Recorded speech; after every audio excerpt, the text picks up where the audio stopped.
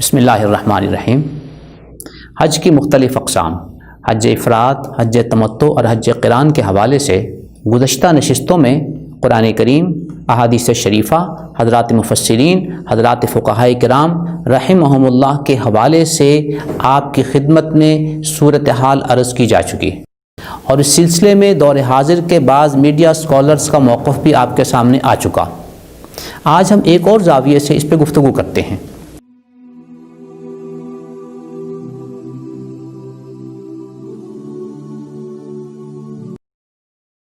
کیا کیا جائے جی؟ غلطی ہے، مضامین کی کوئی حد نہیں ہے۔ حج حج ہے، عمرہ عمرہ ہے، اس کی کوئی قسمیں نہیں ہوتی۔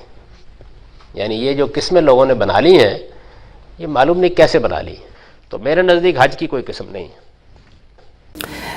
حج افراد، حج تمتع، حج قران کے حوالے سے امت اسلامیہ کا 1400 سالہ عمل وہ آپ کے سامنے ہے۔ نبی اکرم صلی اللہ علیہ وسلم کے مبارک دور سے لے کر آج تک امت اسلامیہ انہی تینوں اقسام کے تناظر میں حج کرتی چلی آ رہی ہے۔ ہر شخص یا حج افراد کرتا ہے، یا حج تمتع کرتا ہے، یا حج قران کرتا ہے۔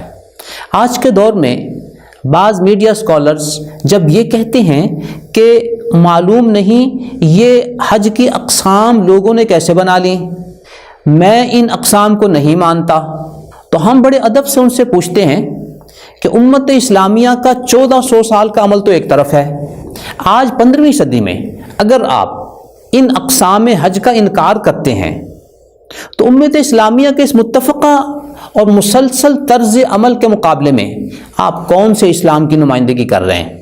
امت اسلامیہ کا 1400 سالہ اسلام ایک طرف اور دور حاضر میں آپ کا اسلام ایک طرف۔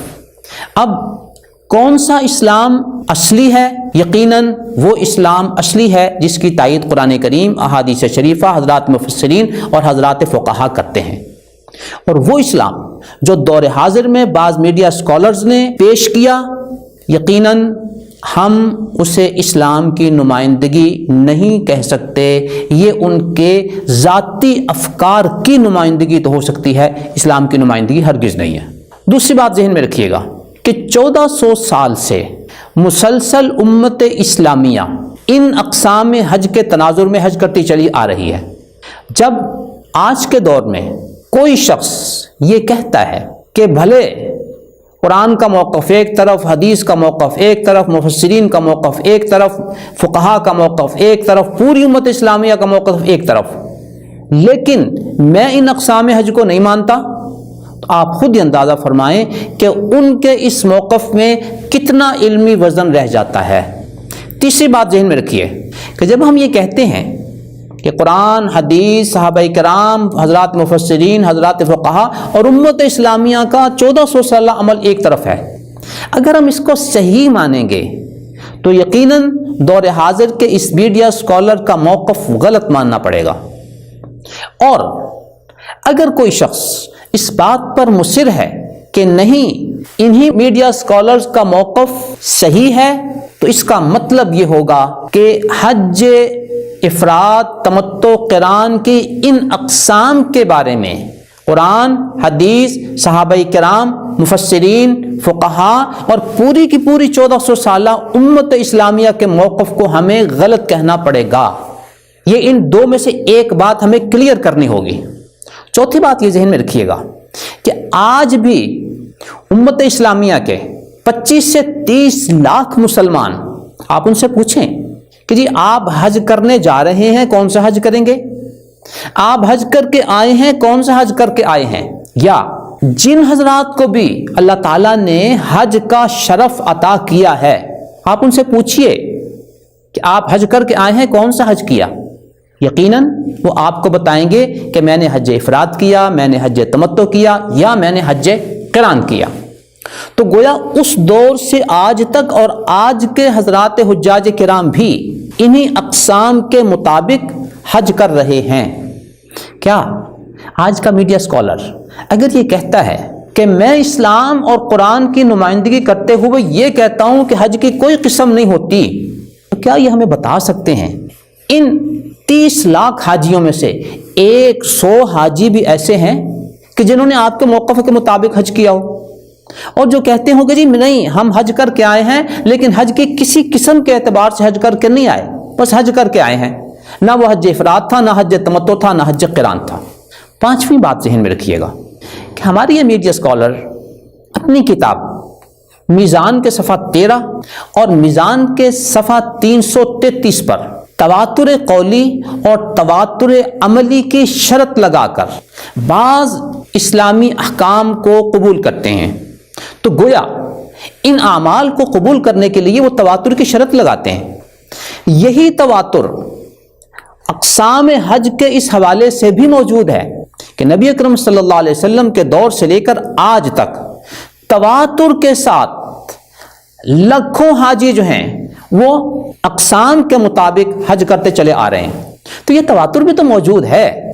جس تواتر کو آپ جا بجا بنیاد بناتے ہیں اور جس تواتر کی بنیاد پہ آج بعض حدیثوں کو قبول کرتے ہیں، بعض کو رد کرتے ہیں، اور اس معنی میں رد کرتے ہیں کہ اس سے کوئی عقیدہ کوئی عمل ثابت نہیں ہوتا، تو یہاں بھی وہی تواتر عملی موجود ہے۔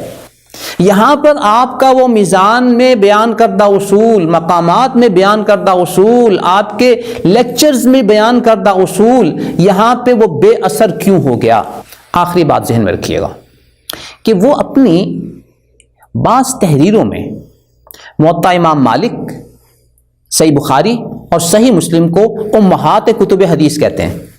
انہی امہات کتب حدیث میں سے صحیح بخاری اور صحیح مسلم میں حج کی ان تینوں قسموں کا ذکر موجود ہے، حج کے ناموں کا ذکر موجود ہے، اور صحیح مسلم میں سیدہ عائشہ رضی اللہ تعالی عنہ باقاعدہ اس بات کی وضاحت کرتی ہیں کہ نبی اکرم صلی اللہ علیہ وسلم کے ہمراہ جب صحابہ کرام نے حج ادا فرمایا تو بعض نے حج افراد کیا، بعض نے حج تمتع کیا، بعض نے حج قران کیا۔ تو اب یہ اقسام حج احادیث کی امہات کتب حدیث جنہیں آپ کہتے ہیں ان میں جب موجود ہیں تو پھر آپ اپنے ہی اصول کے مطابق کس بنیاد پر یہ کہہ سکتے ہیں کہ میں حج کی کسی قسم کو نہیں مانتا اور یہ حج کی قسمیں پتہ نہیں لوگوں نے کیسے بنا لی ہیں؟ یوں محترم سامعین، صورتحال مکمل طور پر آپ کے سامنے آ گئی۔ قرآن، حدیث، مفسرین، محدثین، فقہا اور امت اسلامیہ کا 1400 سالہ عمل ایک طرف، اور دور حاضر میں ایک میڈیا اسکالر کا موقف ایک طرف۔ اب فیصلہ آپ کریں کہ آپ نے کس موقف کو صحیح تسلیم کرنا ہے اور کس موقف کو غلط قرار دینا ہے۔ اللہ رب العزت ہمیں امت اسلامیہ کے ان اکابرین کے ساتھ اور قرآن و حدیث کے ساتھ زندہ رہنے کی توفیق عطا فرمائے، اور دور حاضر میں خود اپنی طرف سے پیش کردہ افکار سے اللہ تعالی ہماری حفاظت فرمائے، آمین۔ نظروا للطيبة ونور طه يسطعون